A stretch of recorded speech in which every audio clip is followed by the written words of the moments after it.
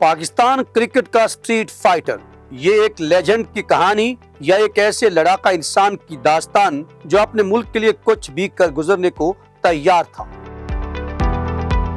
یہ اس شخص کی کہانی بھی ہو سکتی ہے جو سمجھتا تھا کہ پوری دنیا اس کے خلاف ہے۔ کیا وہ ناانصافی کا شکار ہوا یا علاقائی تعصب اور حسد کا، یا پھر اس کے ساتھ جو کچھ ہوا وہ اس کے اپنے رویے کی وجہ سے تھا؟ یہ کہانی پاکستان کے ایک ایسے کپتان کی ہے جو عبدالحفیظ کاردار اور عمران خان سے بالکل مختلف تھا، بلکہ حقیقت یہ ہے کہ یہ صرف ایک کپتان کی کہانی نہیں، یہ ایک ایسے بھائی کی کہانی ہے جو کھلاڑیوں میں ایک کھلاڑی تھا، جو خود آگے بڑھ کر کام کرتا تھا، سب کو ساتھ لے کر چلتا تھا، ان کے ساتھ اٹھتا بیٹھتا، انہیں گلے لگاتا اور خود کو دوسروں سے مختلف نہیں سمجھتا تھا۔ ناظرین، وہ صاف گو تھا، فیصلے مسلط نہیں کرتا تھا بلکہ مشورے سے کرتا تھا، اور ہاں، اگر کوئی بات بری لگتی تو وہ اس پر ڈٹ کر مقابلہ بھی کرتا تھا، کیونکہ وہ ایک اسٹریٹ فائٹر تھا۔ یہ کہانی ہے پاکستان کرکٹ کے اس اسٹریٹ فائٹر کی جس کا نام ہے جاوید میاں داد۔ جی ناظرین، وہ کھلاڑی جس کے بلے سے پوری قوم کی امیدیں جڑی ہوتی تھی، جس کے ایک شاٹ میں اتنی طاقت تھی کہ تاریخ کا رخ بدل سکتا تھا۔ یہ وہی جاوید میاں داد تھا جنہوں نے پاکستان کو یقین دلایا کہ پاکستان صرف میچ ہی نہیں بلکہ ٹورنامنٹ بھی جیت سکتا ہے۔ لیکن جاوید میاں داد کی زندگی میں صرف کامیابیاں ہی نہیں آئیں، انہوں نے شاندار دن بھی دیکھے اور بہت مشکل وقت بھی۔ جب وہ کپتان بنے تو پوری ٹیم نے بغاوت کر دی۔ جن کھلاڑیوں کو انہوں نے انگلی پکڑ کر کرکٹ سکھائی وہی ان کے خلاف کھڑے ہو گئے۔ یہ ایک ایسے فائٹر کی کہانی ہے جس میں جوش بھی تھا، جذبہ بھی تھا، مگر ساتھ ہی مایوسی اور نا امیدی کے لمحے بھی تھے۔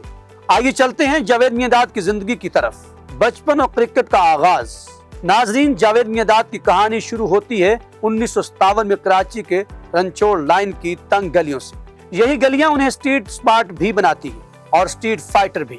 ان کا تعلق ایک ایسے گھرانے سے تھا جو کرکٹ کا دیوانہ تھا، خاص طور پر ان کے والد نور محمد۔ ان کی یہی محبت بچوں میں بھی منتقل ہوئی۔ 4 بھائیوں میں سے 3 نے فرسٹ کلاس کرکٹ کھیلی، لیکن سب سے آگے نکلنے والا بیٹا تھا جاوید میاں داد۔ ناظرین، ان کے والد مسلم جمخانہ کے سیکرٹری اور کراچی کرکٹ ایسوسی ایشن کے عہدیدار بھی تھے۔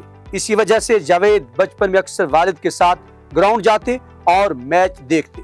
مسلم جمخانہ رفتہ رفتہ ان کی زندگی کا حصہ بن گیا۔ 13 یا 14 سال کی عمر میں وہ میدان میں فیلڈنگ کرتے تھے اور کچھ ہی عرصے بعد جمخانہ کی ٹیم کا حصہ بن گئے۔ یہاں اکثر بڑے کھلاڑی آتے تھے جیسے حنیف محمد، مشتاق محمد اور صادق محمد۔ جاوید انہیں دیکھ کر بہت متاثر ہوتے اور اپنی بیٹنگ سے انہیں متاثر کرنے کی کوشش کرتے۔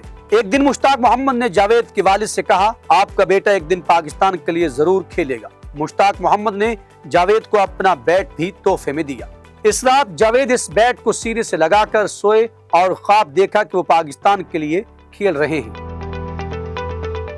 کرکٹ کی دنیا میں پہلا قدم، یہ خواب آسان نہیں تھا، لیکن ان کے والد نے انہیں محنت، نظم و ضبط اور بہتر سے بہتر کھیلنے کی عادت سکھائی۔ جاوید پہلے سندھ انڈر 19 ٹیم میں منتخب ہوئے، پھر پاکستان انڈر 19 ٹیم میں شامل ہو گئے۔ 1973 اور 1974 میں انہوں نے سری لنکا اور انگلینڈ کے دورے کیے، پھر فرسٹ کلاس کرکٹ میں ڈیبیو بھی کیا۔ نومبر 1974 میں نیشنل انڈر 19 ٹورنامنٹ کے فائنل میں انہوں نے پہلی اننگز میں 135 اور دوسری اننگز میں 225 رنز ناٹ آؤٹ رنز بنائے۔ یہی وہ لمحہ تھا جب وہ سب کی نظروں میں آ گئے۔ پاکستان کرکٹ بورڈ کے صدر عبدالحفیظ کاردار یہ میچ دیکھ رہے تھے۔ اگلے دن اخبار میں ان کا بیان شائع ہوا، جاوید میاں داد اس دہائی کی دریافت ہے۔ انٹرنیشنل کرکٹ میں دھماکہ۔ جاوید میاں داد اپنا پہلا ون ڈے میچ 11 جون 1975 کو کھیلا اور 1976 میں لاہور میں ٹیسٹ ڈیبیو کیا اور پہلے ہی ٹیسٹ میں سینچری بنا دی۔ اسی سیریز میں انہوں نے ڈبل سینچری بھی بنائی اور ٹیسٹ تاریخ کے کم عمر ترین ڈبل سینچری بنانے والے کھلاڑی بن گئے۔ پہلی سیریز میں انہوں نے 126 کے اوسط کے ساتھ 504 رنز بنائے۔ پاکستان کرکٹ کو ایک نیا ستارہ مل چکا تھا۔ والد کی وفات اور مشکل وقت، لیکن خوشی زیادہ دیر قائم نہیں رہ سکی۔ ایک دن انہیں خبر ملی کہ ان کے والد بیمار ہیں۔ جب وہ گھر پہنچے تو معلوم ہوا کہ ان کے والد کا انتقال ہو چکا ہے اور انہیں دفنا بھی دیا گیا ہے۔ جاوید اپنے والد کا آخری دیدار بھی نہ کر سکے۔ یہ ان کی زندگی کا سب سے بڑا صدمہ تھا۔ ناظرین، پھر آتا ہے 1986، وہ شاٹ جس نے تاریخ بدل دی۔ ناظرین، 18 اپریل 1986 کو آسٹریلیا ایشیا کپ کا فائنل میں پاکستان کو بھارت کے خلاف آخری گیند پر 4 رنز درکار تھے۔ گیند باز تھے چیتن شرما۔ جاوید میاں داد نے آخری گیند پر چھکا مار دیا، پورا اسٹیڈیم میدان میں آ گیا۔